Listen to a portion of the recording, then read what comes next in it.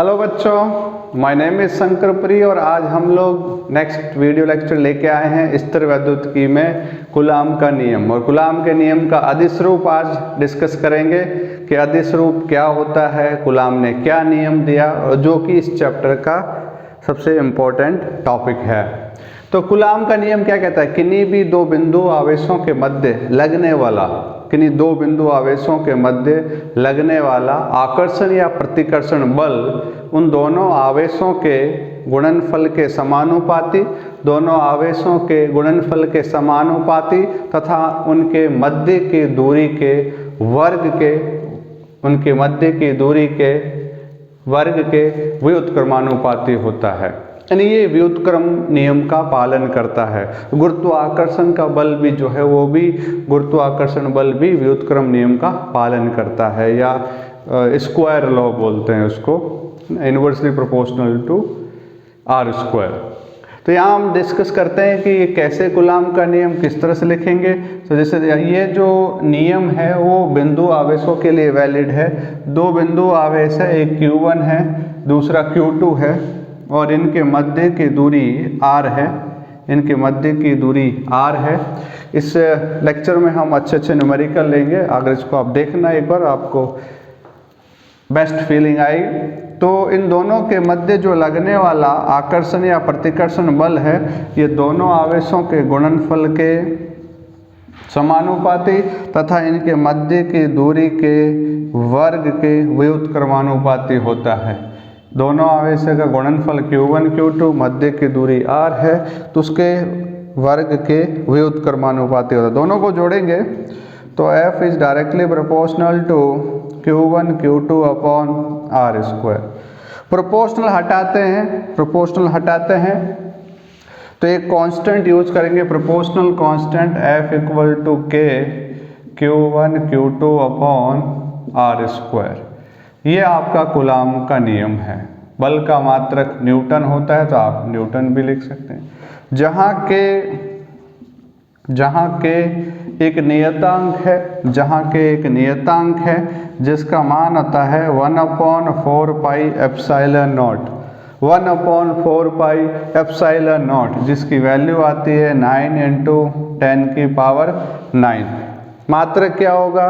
तो k का मात्रक यहाँ से निकाल सकते हो। k की वैल्यू निकालेंगे तो k की वैल्यू आ जाएगी F × r square upon Q1 Q2। बल होता है न्यूटन में, दूरी होती है metre square upon coulomb × coulomb, आवेश का मात्रक कूलाम होता है, तो कूलाम × कूलाम स्क्वायर। तो 9 × 10⁹ newton × metre square upon coulomb square, ये इसका मात्रक हो गया। तो K जो है वो एक नियतांक होता है। यहाँ एक टर्म आई है एप्सिलॉन नॉट, इसको हम बोलेंगे एप्सिलॉन। क्या बोलेंगे?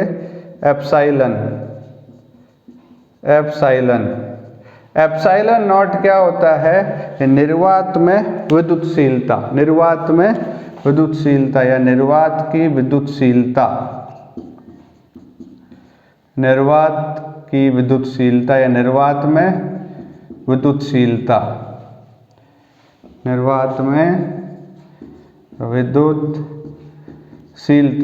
इसका मतलब ये है कि इन दोनों आवेशों के बीच में जो माध्यम है वो माध्यम निर्वात है या वायु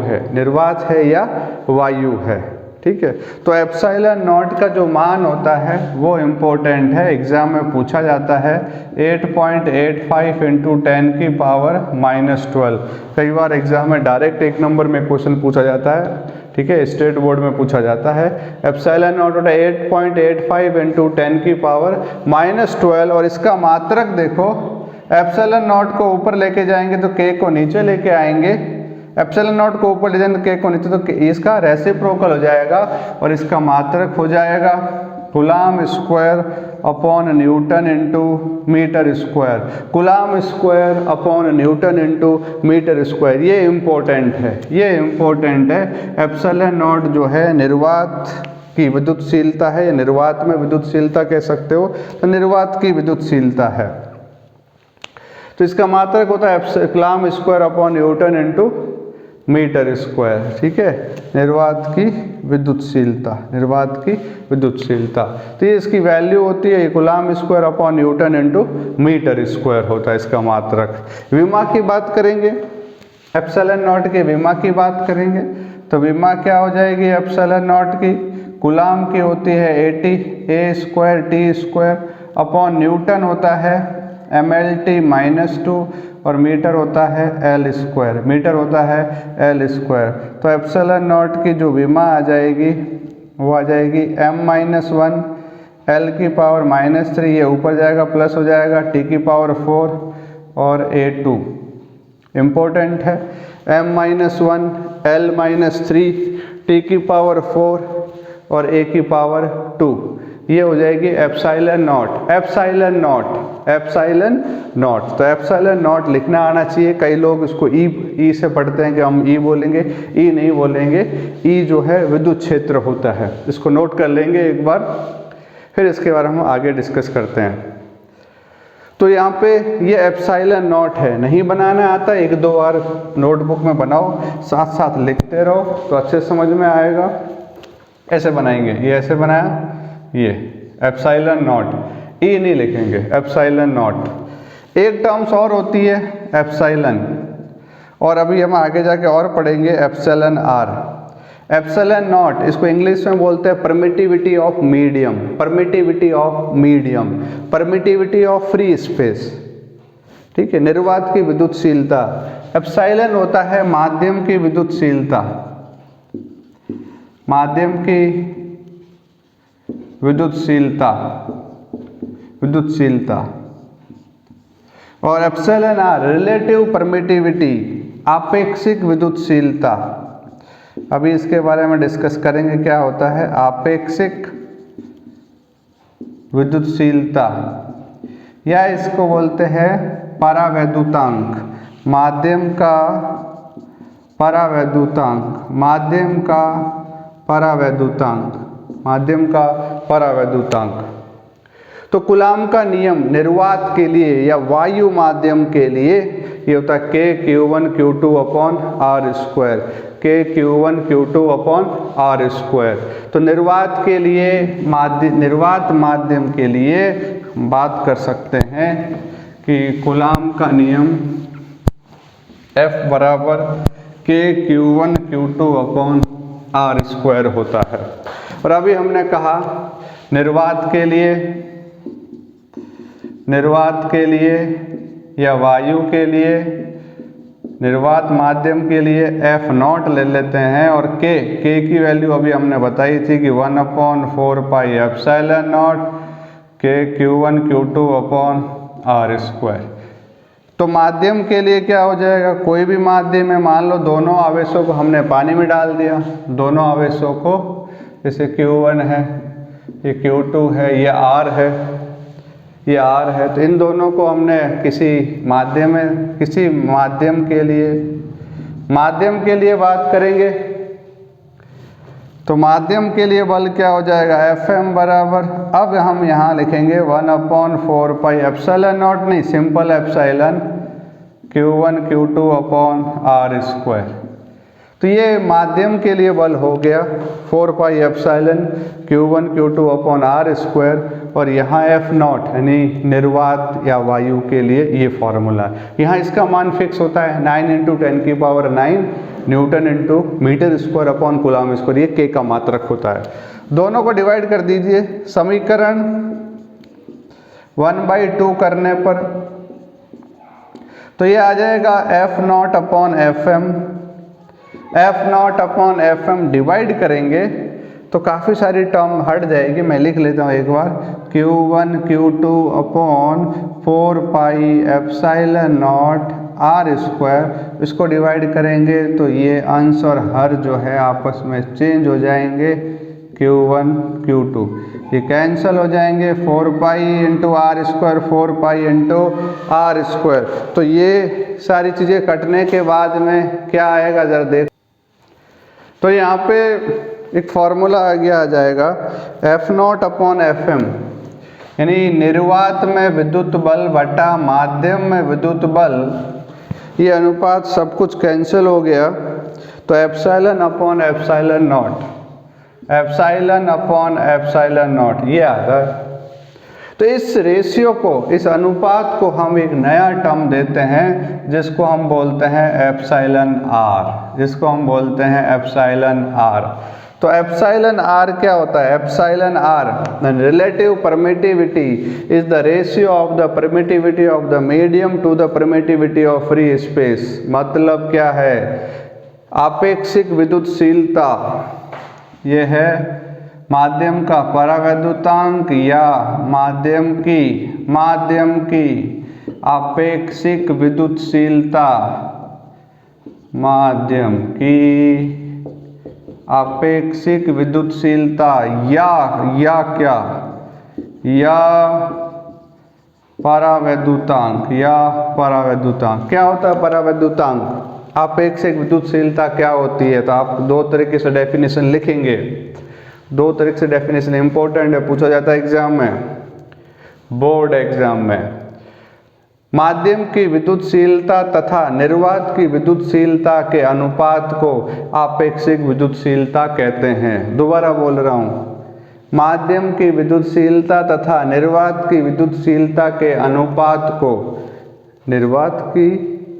माध्यम की विद्युतशीलता तथा निर्वात की विद्युतशीलता, माध्यम की विद्युतशीलता तथा निर्वात की विद्युतशीलता के अनुपात को माध्यम का परावैद्युतांक या अपेक्षिक विद्युतशीलता कहते हैं। या निर्वात में विद्युत बल तथा माध्यम में विद्युत बल, निर्वात में विद्युत बल तथा निर्वात में विद्युत बल तथा माध्यम में विद्युत बल के अनुपात को आपेक्षिक विद्युतशीलता कहते हैं। ये आप नोट कर लेंगे।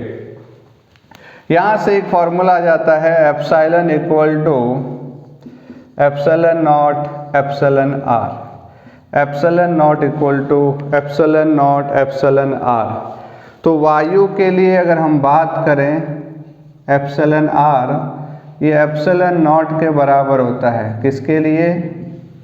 एप्सिलॉन जो होता है ये एप्सिलॉन नॉट के इक्वल होता है निर्वात के लिए या वायु के लिए, क्योंकि एप्सिलॉन आर की वैल्यू 1 होती है। निर्वात के लिए एप्सिलॉन आर 1 होता है। एप्सिलॉन आर 3 to 4 के बीच में होता है कांच के लिए, इसका कोई मात्रक नहीं होता है, ये एक अनुपात है, बल बटा बल है, ये विद्युतशीलता। और कांच के पानी के लिए 80 या इससे ज़्यादा भी होता है, 80 या इससे ज़्यादा भी होता है। तो ये आपका हो गया आपेक्षिक विद्युतशीलता, और एग्जाम में यही गिवन होता है आपेक्षिक विद्युतशीलता, ठीक है। परावैद्युतांक गिवन होता है, क्योंकि किसी भी माध्यम का हम निर्वात माध्यम की विद्युतशीलता नहीं निकाल सकते, विद्युतशीलता नहीं निकालते, हम आपेक्षिक निकाल सकते हैं, इसलिए हमेशा एप्सिलॉन आर को यूज में लेते हैं। तो एप्सिलॉन आर को गिवन होगा। अब अगर हम बल लिखें निर्वात में, तो बल ये हो गया 1/4 pi epsilon naught Q1 Q2 upon r square. माध्यम में होता है 1/4 पाई एप्सिलॉन, एप्सिलॉन की जगह हम लिखते हैं एप्सिलॉन नॉट एप्सिलॉन आर, तो फॉर्मूला चेंज हो जाएगा। तो क्या बनेगा? अगर हम लिखें कि निर्वात और माध्यम में विद्युत बल के क्या रिलेशन होता है, क्या संबंध होता है, तो अगर इसको हम लिखें 1/4 पाई एप्सिलॉन, एप्सिलॉन की जगह लिख ला epsilon not epsilon r Q1 Q2 upon r square. अगर ये फॉर्मूला आप थोड़ा गौर से देखें तो ये वाला फॉर्मूला होता है निर्वात में विद्युत बल। तो एक रिलेशन आ गया Fm equal to F0 upon epsilon are.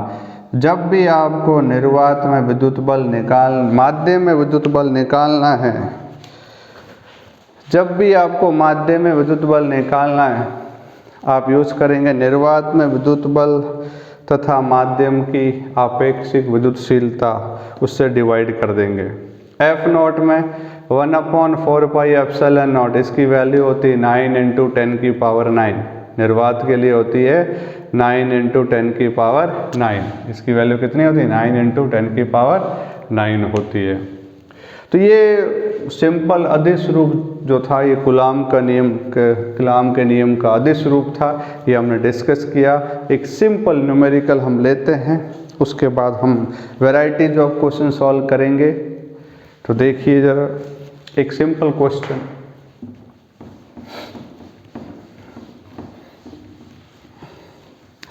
Question है कि दो बिंदु आवेश है 3 माइक्रो कूलाम और -3 माइक्रो कूलाम।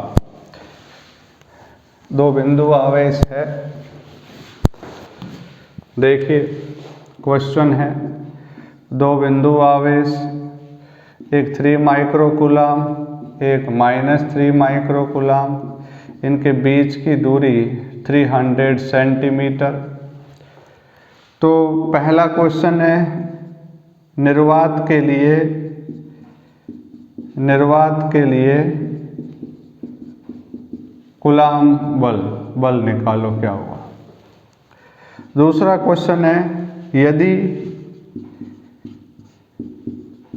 निकाय को पानी में डुबो दिया जाए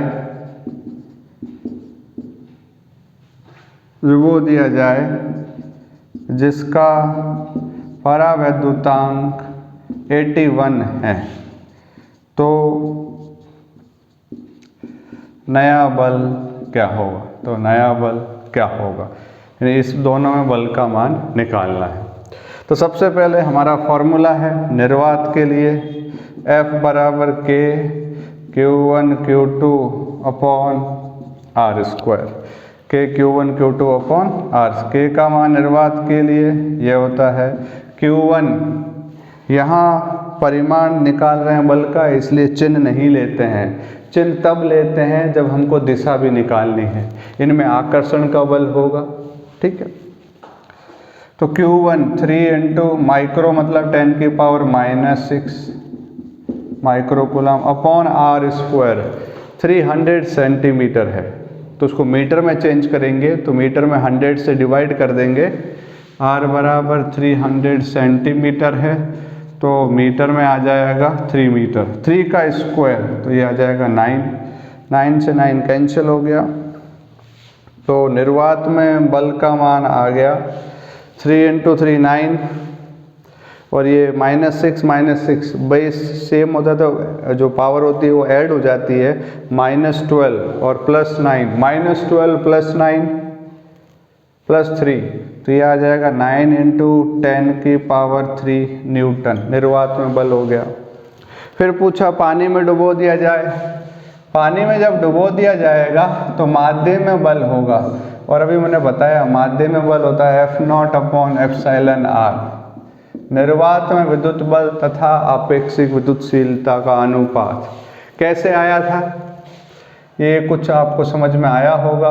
हमने पहले देखा था, इसमें आप देख लीजिए पहले, उसमें ये फॉर्मूला लिखा था कि कैसे आया था। ये कुछ ऐसे आया था, निर्वात में बल का फॉर्मूला कुछ ऐसा होता है 1/4πε Q1 Q2 अपॉन R², और एप्सिलॉन की जगह रख लेंगे ε0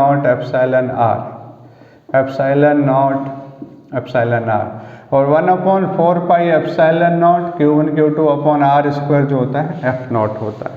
तो डायरेक्ट फॉर्मूला है, ये आ जाएगा 9 × 10⁻³ अपॉन 81।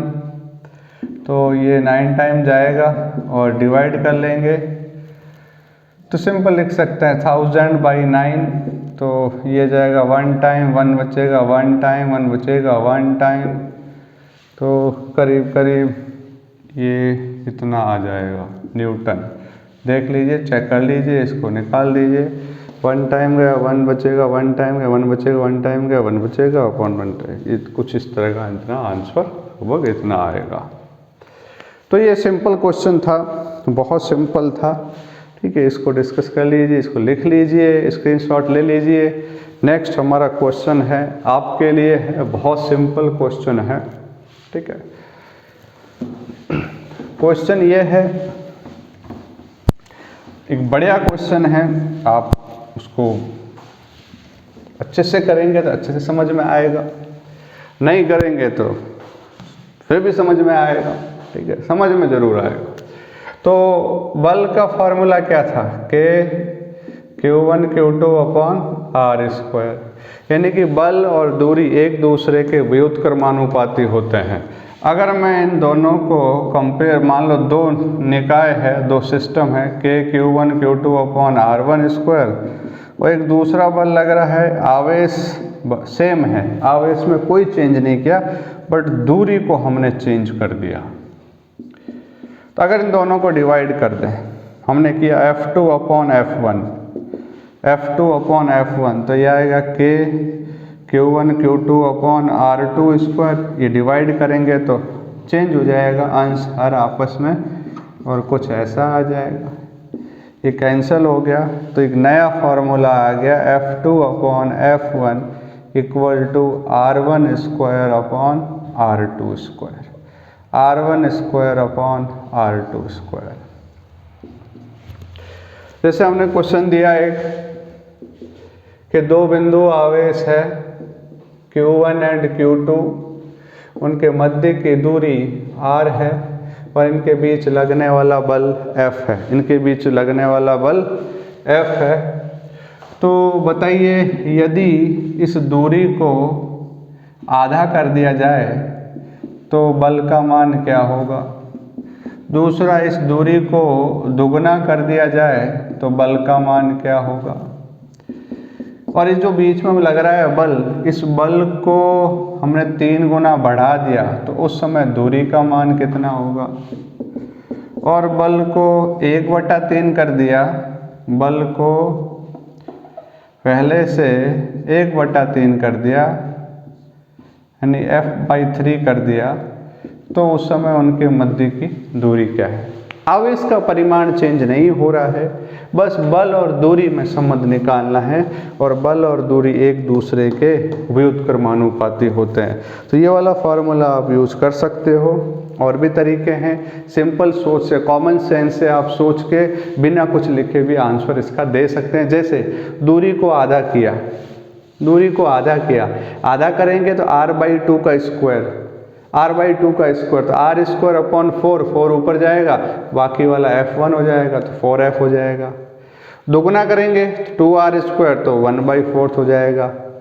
इसी तरह से बल को भी आप कम ज़्यादा करके दूरी निकाल सकते हो। मैं आपको पहला और तीसरा बता रहा हूँ, उसके बाद बाकी आप कर लेंगे। पहला पार्ट करेंगे हैं, पहले तो ये वाला फॉर्मूला यूज़ कर रहे हैं, F2 निकालना है। ओके, F1 दिया हुआ है F इक्वल टू R1 दिया हुआ है R, R2 कितना कर दिया, R/2, तो R/2 का स्क्वायर, तो यह R square upon R square by 4, तो ये ऊपर चला जाएगा, R square and 4 upon R square से R स्क्वायर कैंसल, F2 जो है 4F हो जाएगा। इसी तरह से आप R की जगह 2R लिख लेंगे, 2R का स्क्वायर, तो नीचे 4 आ जाएगा, और ये F/4 आंसर आ जाएगा। इसका कितना आ जाएगा, F/4 आ जाएगा। इसका कितना आ गया, 4F आ गया। सिंपल है। तीसरा पार्ट सॉल्व करते हैं। पहले दूसरे फोर्स कितना कर दिया, 3F कर दिया। पहले फोर्स क्या था, F, पहले बल कितना था, बल F था, तो F2 अपॉन F1, तो F2 कितना कर दिया, 3F। पहले कितना बल था, F1, F था, और R1 स्क्वायर, तो R1 की जगह R है, R2 स्क्वायर, R2 तो निकालना है, तो बस ये कैलकुलेट कर दो, ये कैंसिल हो गया, इसको मल्टीप्लाई कर दो और इसको नीचे ले आओ, इसको ऊपर ले जाओ, इसको नीचे ले आओ, तो ये आ जाएगा R2 स्क्वायर बराबर R स्क्वायर अपॉन 3। रूट ले लीजिए, तो R2 equal to R upon √3, square root लेंगे तो ये R स्क्वायर का R बच जाएगा और 3 का √3 हो जाएगा। इसके बाद हम कुछ और क्वेश्चन करेंगे जो अच्छे क्वेश्चन है, तो वो कूलाम के सदिश रूप पे निर्भर करते हैं। ठीक है, तो हम सदिश रूप पढ़ेंगे, उसके बाद न्यूमेरिकल करेंगे। आज के लिए इतना ही। सुनने के लिए बहुत बहुत धन्यवाद। नेक्स्ट क्लास में मिलेंगे इसी समय। धन्यवाद। Thank you.